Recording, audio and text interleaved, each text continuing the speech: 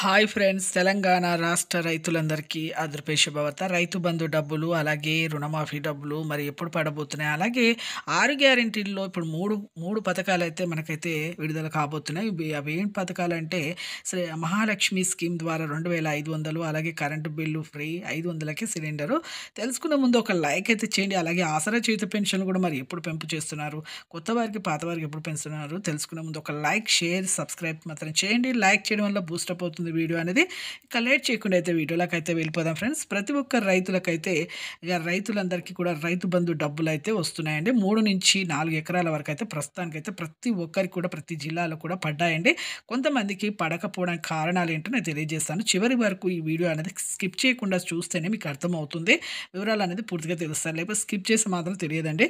ఇప్పుడు ప్రతి ఒక్కరికైతే రైతు బంధు డబ్బులు అయితే మీకైతే ఇక 3-4 ఎకరాలు అయితే పడ్డాయి. ఒకవేళ పడలేని వాళ్ళకి మాత్రము సాగు చేసుకోవాలండి. భూమి సాగు చేయాలి, దున్నాలి. ఒకవేళ మీరు సాగు చేయకుండా, దున్నకుండా అలాగే పెడితే మాత్రం ఈ డబ్బులనేది మీకు పడాయి అనేసి మన ప్రభుత్వం అయితే చెప్పడం జరిగింది.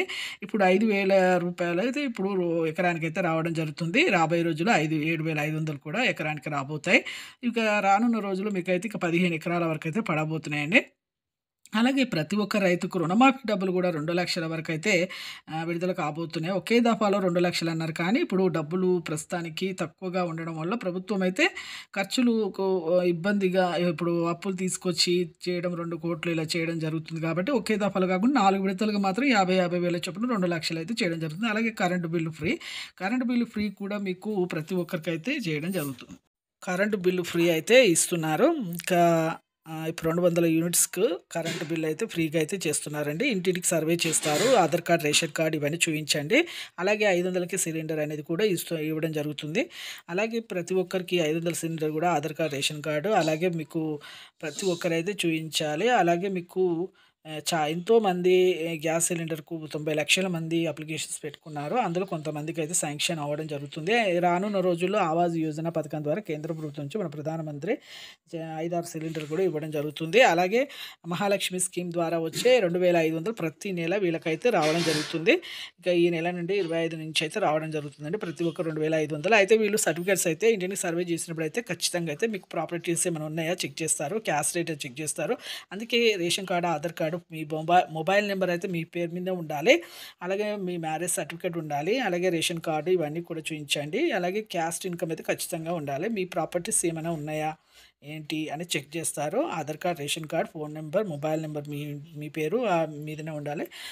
Aadhaar card, ration card, mobile number మీ పేరు మీద ఉండాలి. మ్యారేజ్ సర్టిఫికేట్ ఉండాలి. అలాగే క్యాస్ట్ ఇన్‌కమ్ సర్టిఫికేట్, ప్రాపర్టీస్‌ని బట్టి మీకైతే 2,500 అయితే శాంక్షన్ చేస్తారు. ఇప్పుడు ఎన్నికలు ఉన్నాయి కాబట్టి కొంచెం టైం పడుతుంది.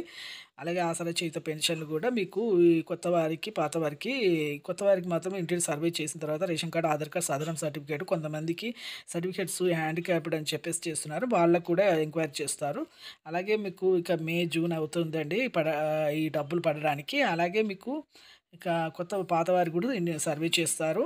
పాతవారికి కూడా ఏమైనా మీరు కరెక్ట్ పాతవారికి కూడా సాధారణ సర్టిఫికేట్స్ చూసి వికలాంగులా కాదా అని నిర్ణయం అయితే చేస్తారు. కొంతమందికి మరి ఎలా ఇన్ఫర్మేషన్ కరెక్ట్ ఉందా లేదా చూసి వాళ్ళకు కూడా పెంచడం జరుగుతుంది. చూసారు కంటే లైక్ చేయండి, షేర్ చేయండి, సబ్స్క్రైబ్ చేయండి. Thanks for watching.